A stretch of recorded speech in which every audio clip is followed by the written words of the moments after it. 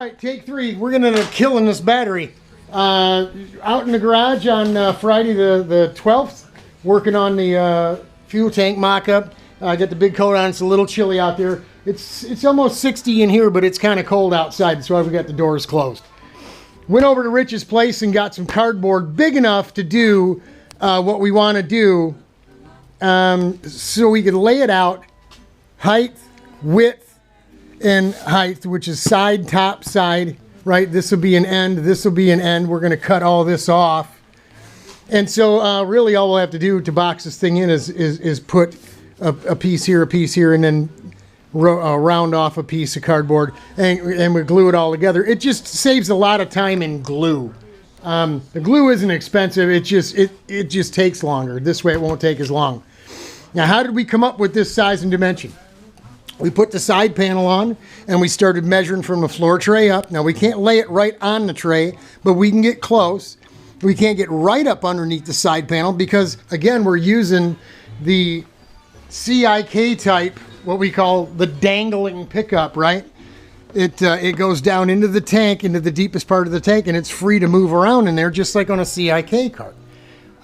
We've done it on aluminum tanks before, on the RPM chassis that we've built. So we know we don't want to pinch that fuel line off. So we got to leave ourselves some room in here to run the fuel line up out of there. So it can't be right up to the top of the panel. It can't be right down to the floor tray. We got to leave ourselves a little room between the mounts. And there are some things that we know. We know that the mounts are going to be about 2 inches off the floor tray. We know how much room we need in between, how much room we have in between here. Once I set the seat back in and took a look at it, we can go a little fatter in the front if we need to, if we need the capacity. But for right now, we came up with these numbers: 27 3/4 long, 9 high, 5.5 wide, and we wanted to do that bottom so the pickup could spin around in there. And this is how we made the fuel tanks on this cart. We made 3 of those carts. So we've done this before, we've run them, and it all worked. After we laid everything out and got the we wanted the pickup right in the center of the tank. That's why we went ahead and did this here. I had a hacksaw blade that literally worked perfectly. Put a screw in here, poked it right through. That's going to be the top edge of our fuel tank, and it was perfect. And we could just swing that arc either way, right? And we did the same thing over here. Everything we did here, we knew this was a nice, sharp, straight line. We just projected everything over these intersections. Everything we just projected over with a square and just worked on. So all you really need to do is find the center of the overall width of your piece of cardboard and start working out from the center. The width, and we went half the width on each side. We went half the height from there down, right? And just started moving out and moving along. It's not tough. It's not all that hard. Like I said, I wanted to make it out of one piece because it's cleaner and it's going to take less time to assemble. We'll score this here and bend that down. Once we get it cut out, we'll do the same here. This would be front or rear. This will be a side, top, side. And we'll go ahead and score this as well and bend those sides down.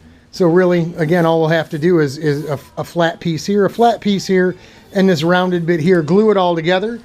Then we're ready to check for capacity. We can pop a hole in it, stick a trash bag in there, blow it out real good. Really don't have to blow it too much because once you start filling it up with water, it'll start drawing the bag in, right? So, and then we'll go 1 gallon at a time and figure out what we need. We need 4 gallons, minimum 4 gallons capacity. And I think, even though we're only going to run 30 minutes down there, anywhere else, if we go to a Pittsburgh, Mid-Ohio, well, you know what, Mid-Ohio's they're only F-125's only running 30 minutes there as well. 4 gallons still. That's what we're shooting for. That way, if we ever go somewhere and they let us run 45 minutes again, then maybe, we'll have the capacity to do it. But wide open throttle for a minute straight with that big carb, man, this thing's going to suck some gas. So in that cart, we ran that cart down at Daytona multiple times with that big carb on it. Granted, the Honda didn't make as much revs, so it probably didn't use as much, but it used every bit of 3.5 gallons of gas or more. probably more, 4 gallons in 45 minutes down there. So this is what we're going to do. We're going to go ahead and cut it all up. We'll bend it up, and then I'll bring you back. I'll bring you back as we're fitting it into the cart. All right. Enjoy the Christmas music. I'm having a good time with it. God bless y'all.